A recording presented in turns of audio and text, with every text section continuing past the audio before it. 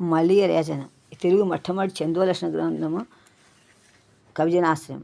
దీన్ని మలియ రేచన ప్రాణ సమానమిత్రుడు ఈ కృతిని సహాయకుడిగా రచించాడు. రేచన వైశ్యుడు, జైన మతస్థుడు. అతని గురువు వాదీంద్ర చూడామణి, కవిజనాశ్రయుడు,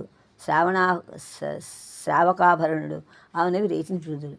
కవిజనాశ్రయంలో సంజ్ఞాధికరణము, వృత్తాధికారము, జాతి అధికారము, షట్ప్రయాది అధికారము, దోషాధికారము అను 5 భాగములు ఉన్నాయి.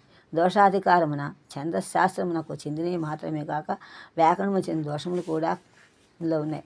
రేచిన గురువైన వాదీంద్రుడు ననచూడిని గురువకు జంగమ మల్లికార్జునుడు వాదమున జయించినట్టు తెలుస్తోంది. అందులో రేచిన ననచూడిని 11:30 కాలం వాడని చెప్పవచ్చు.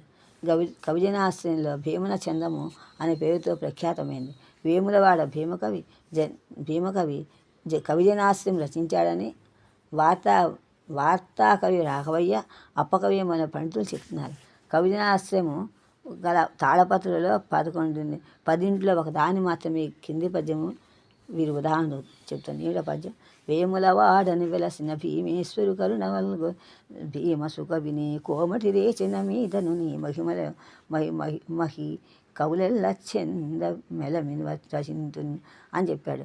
కవిజనాశ్రయం పద్యంలో ఇది వాదీంద్ర చూడామణి చరణ సరసీరుహ మధుకరాయమాణ కవిజనాశ్రయ శ్రావకాభరణాంక విరచితంబైన కవిజనాశ్రమం ఉంది. భీమన పరమశైవుడు. భీమన రేచిన జైనుడు.